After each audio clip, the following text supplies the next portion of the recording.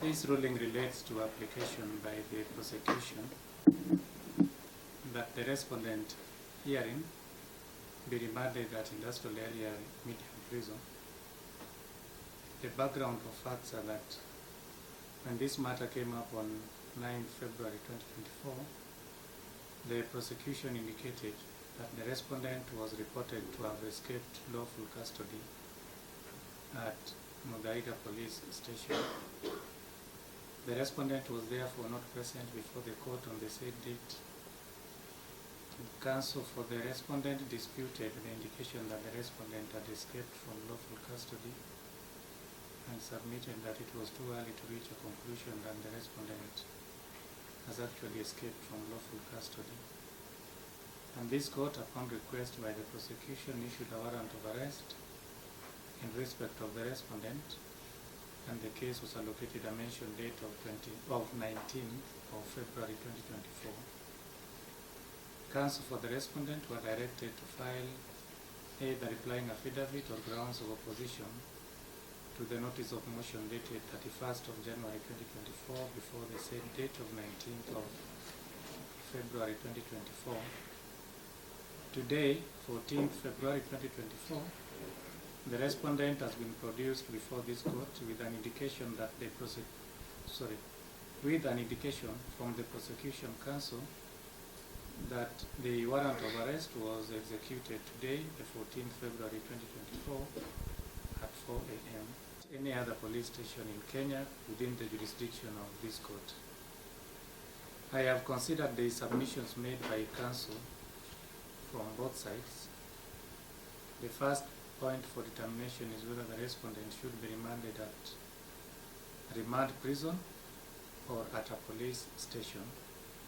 From the submissions made before the court today, the submission that the respondent escaped from lawful custody and subsequently arrested and brought before this court today has not been disputed or challenged by the defense counsel for the respondent.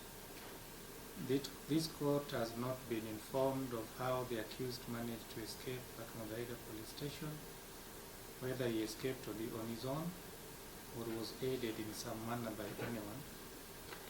The question that this court should ask itself is whether this court should, at this stage, make an order for remanding the respondent in police custody pending determination of pending applications. I have read the provisions of Section 8 of the Extradition, Contiguous and Foreign Countries Act, Chapter 76 of the Laws of Kenya, and I do agree with the submission by the prosecution counsel that the same provides for remand in prison. It is noteworthy that the accused person, as correctly submitted, was remanded at Muthaiga Police Station pursuant to an order issued in Miscellaneous Criminal Application number 354 of 2024, where he was the respondent. It is normal for two courts or more to make orders remanding the same person at different facilities, but no one court is bound to remand an accused person or respondent, as is the case herein, at the same facility where another court had committed the person to, because each decision is made on the basis of its own peculiar merits. The merits of the application now under consideration include the undisputed submission that the respondent escaped from police custody. Counsel for the respondent seeks that the respondent be remanded either at the same police station or any other police station, and the only reason given is the order made in Miscellaneous Criminal Application number 354 of 2024. It is my view that, based on the circumstances of this matter, as disclosed to the court in the submissions, it would be inappropriate to remand the respondent at a police station, even for his own safety. Any escape, as a matter of procedure, must be subject of investigation, and it would not be safe for the respondent to be remanded at a police station when part of those investigations may be police officers in whose custody the respondent was before he escaped as alleged.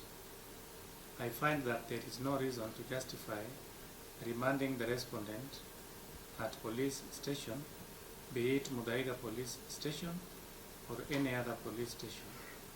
The respondent shall therefore be remanded at Nairobi Remand and Allocation Prison, located at industrial area in Nairobi.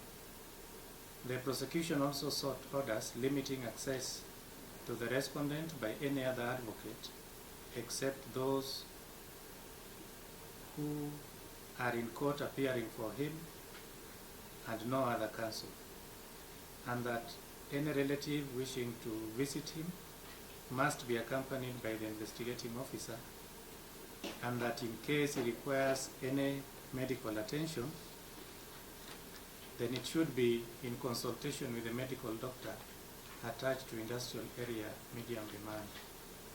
The application is opposed by the defense counsel, and I have considered the submissions made with regard to the said orders sought by the prosecution.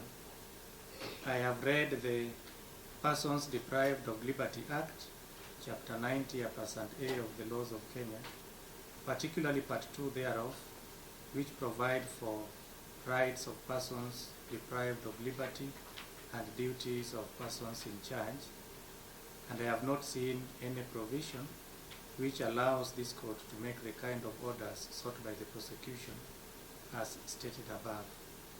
I am also not aware of any provision of the law which allows this court to direct officers in charge of prison facilities on how to handle visitors and with regard to who should handle medical issues arising with regard to persons held in police custody.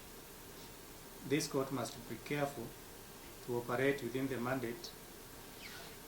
its mandate, and to let those in charge of prison facilities to discharge their mandate within the confines of the law. The set of orders sought are therefore declined, as this court would be exceeding its mandate to issue the limiting orders sought. As I conclude, the matter has a mentioned date of 19th of February 2024, by which time the defense counsel are expected to have filed their responses. Let written submissions also be filed by them, so that further directions can be issued on the said date, and the warrant on record is endorsed. Orders accordingly, and I think that is the end of the ruling.